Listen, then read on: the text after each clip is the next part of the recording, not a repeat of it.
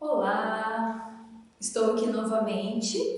Hoje nós vamos falar neste módulo sobre avaliação, desafios na interface da educação e saúde no contexto educacional. Bom, o nosso objetivo neste módulo é contribuir e, ao mesmo tempo, trazer algumas reflexões a respeito da avaliação pedagógica e a avaliação realizada pelos profissionais da saúde em relação aos nossos alunos com deficiência ou até mesmo aqueles alunos que apresentam uma dificuldade no âmbito escolar e está em processo de investigação clínica.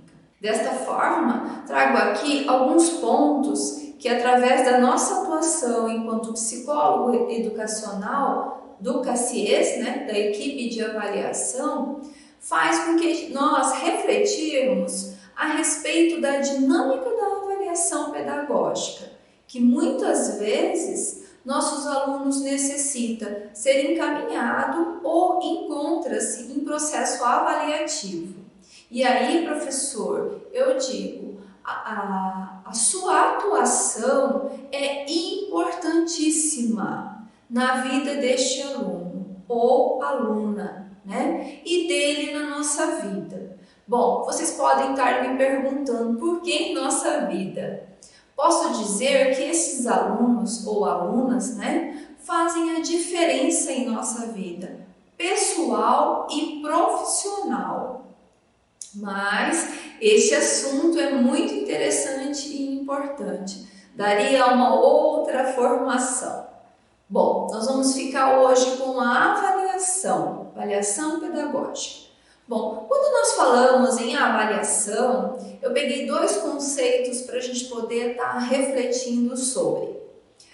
A avaliação no dicionário, se nós pegarmos a avaliação, o que é a avaliação no dicionário, ele nos diz que é o ato de avaliar, de mensurar ou determinar o valor, a importância de alguma coisa. Por exemplo, a avaliação de uma obra de arte.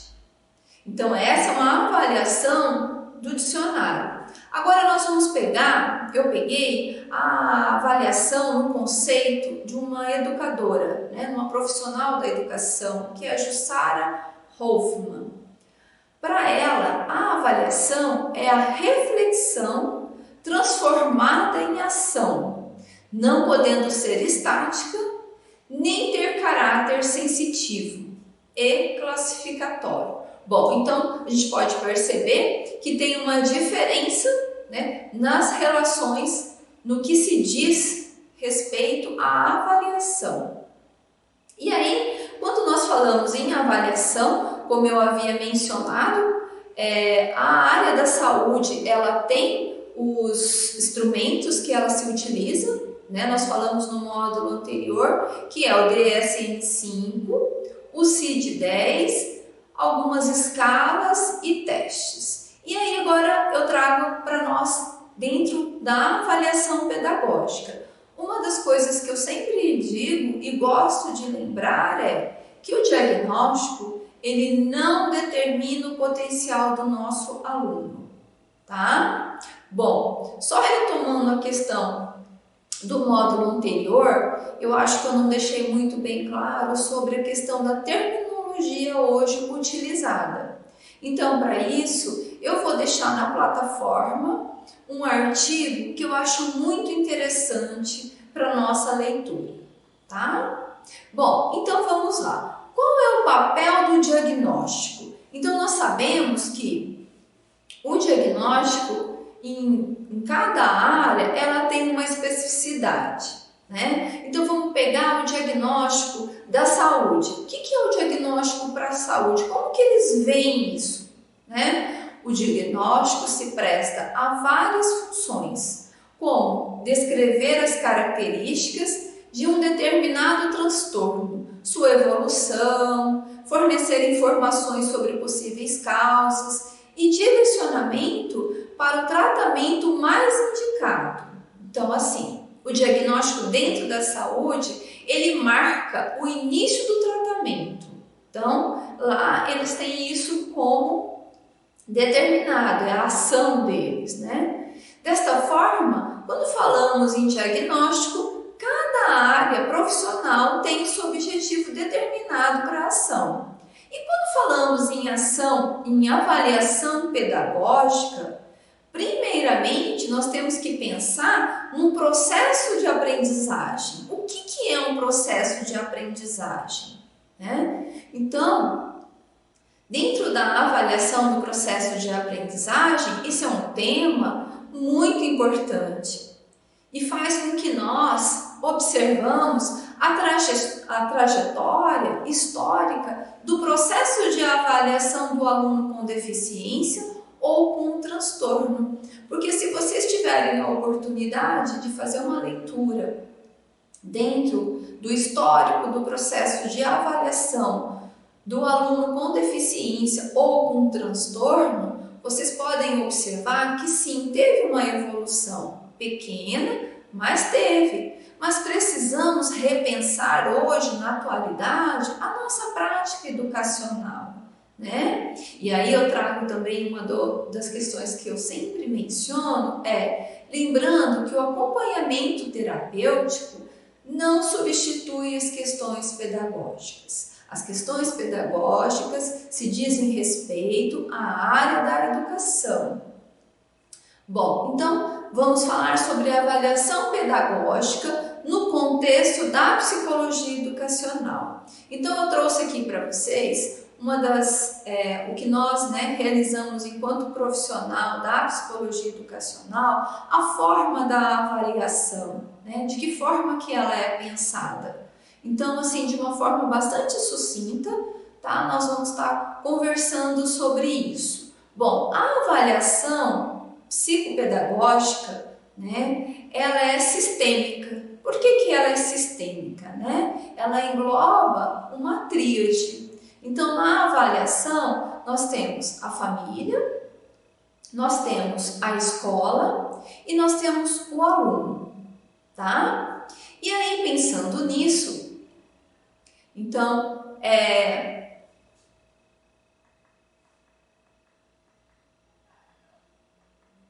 nós temos essa tríade, tá? E aí, os motivos que fazem com que venha para nós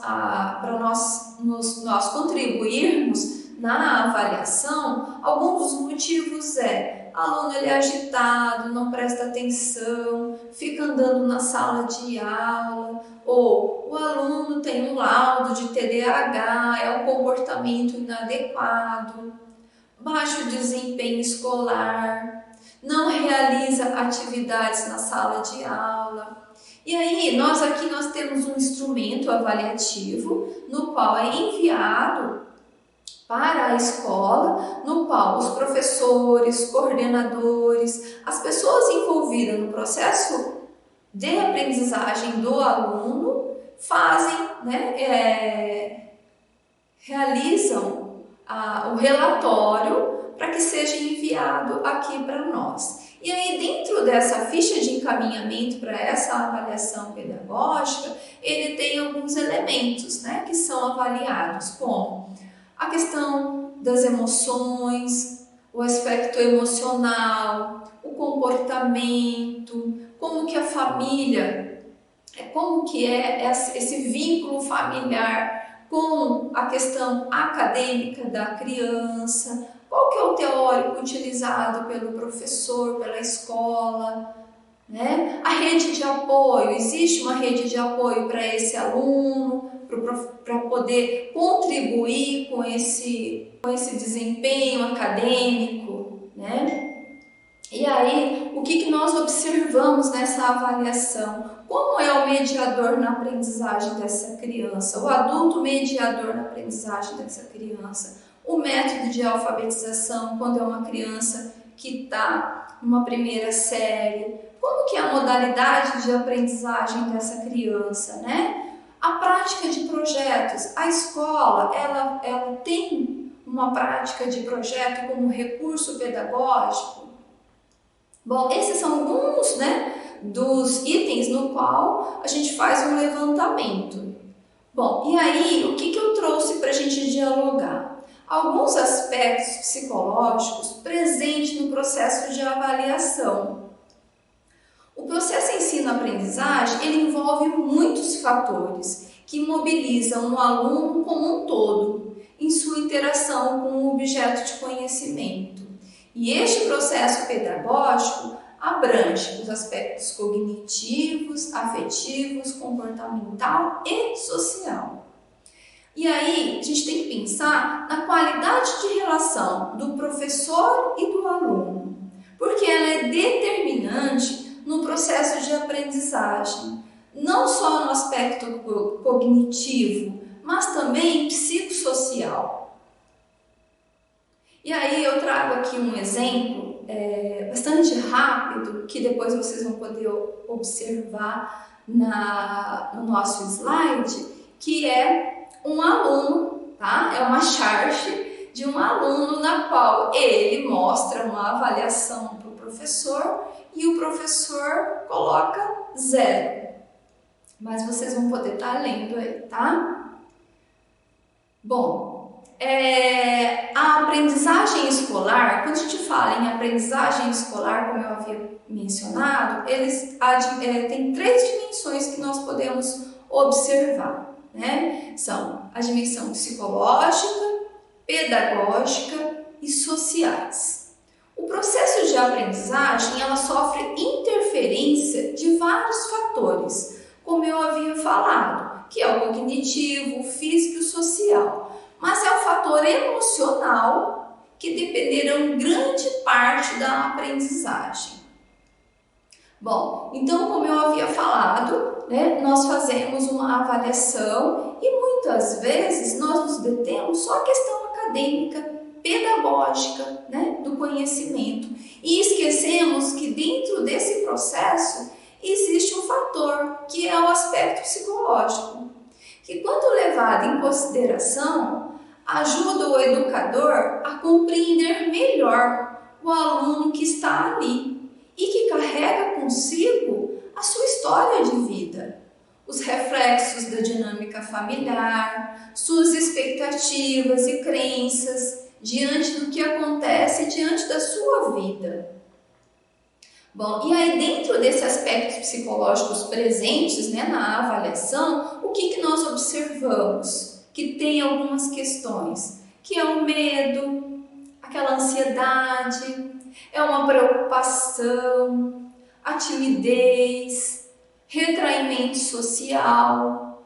Isso, né, também entra na questão da avaliação pedagógica, é um dos componentes da avaliação pedagógica presente, né? E aí eu trago aqui um pouquinho do que a gente observa, que os professores falam, que é a ansiedade, né? A ansiedade, ela faz parte da vida do ser humano, é natural que todos nós tenhamos momentos de maior preocupação quando estamos à frente, né, de situações estressantes.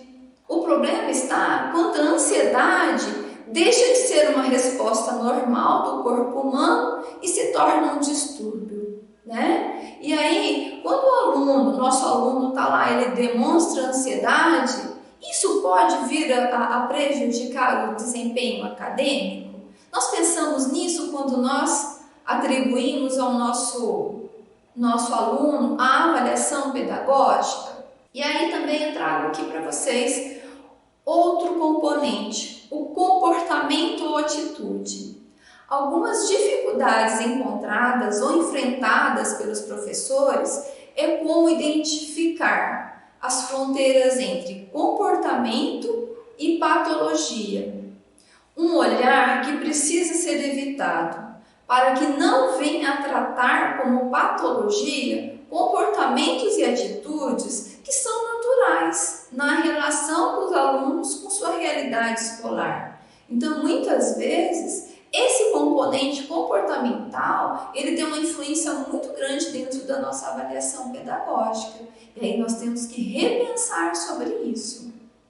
Dimensões sociais, né? As dimensões sociais é relativo ou pertencentes às manifestações resultantes das relações entre os seres humanos. Então, o que nós temos que observar, né?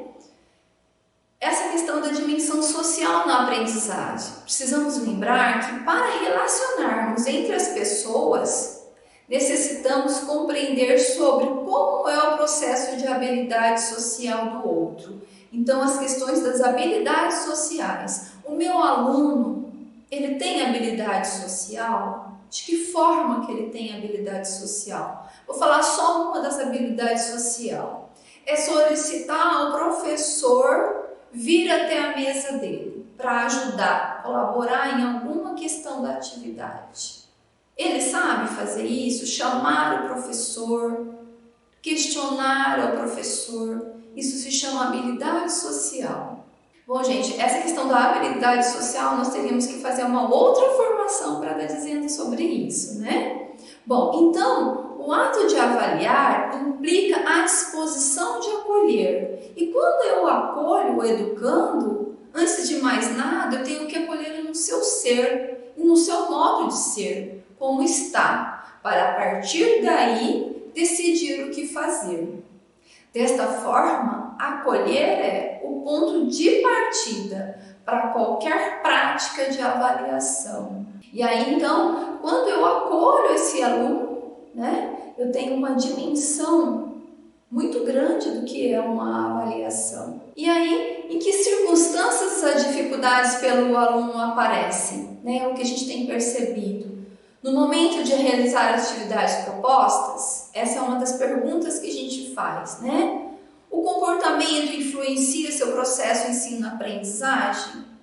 O comportamento do meu aluno, ele vem a influenciar esse processo de ensino-aprendizagem? Compreendo a necessidade de conhecer sobre o meu aluno? A dificuldade apresentada é somente do aluno, do meu aluno? O histórico de vida do aluno é relevante no processo de aprendizagem?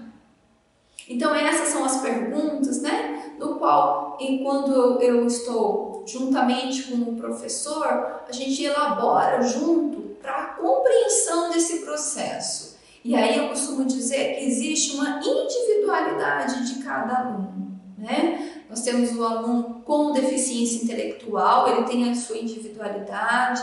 O aluno com TEA, ele tem a sua especificidade, cada qual tem sua especificidade. E aí eu trago aqui para vocês um relato de experiência que eu achei muito interessante, que é de uma menina, né, que se considerava um caso perdido por muitos professores. Ela tinha 8 anos na mesma escola, chegou a receber um diagnóstico de autismo, copiava com exatidão o que lhe era apresentado, no entanto, não conhecia nenhuma letra. Parecia ler a qualquer atividade proposta. Bom, e aí entra, né, a arte de ensinar.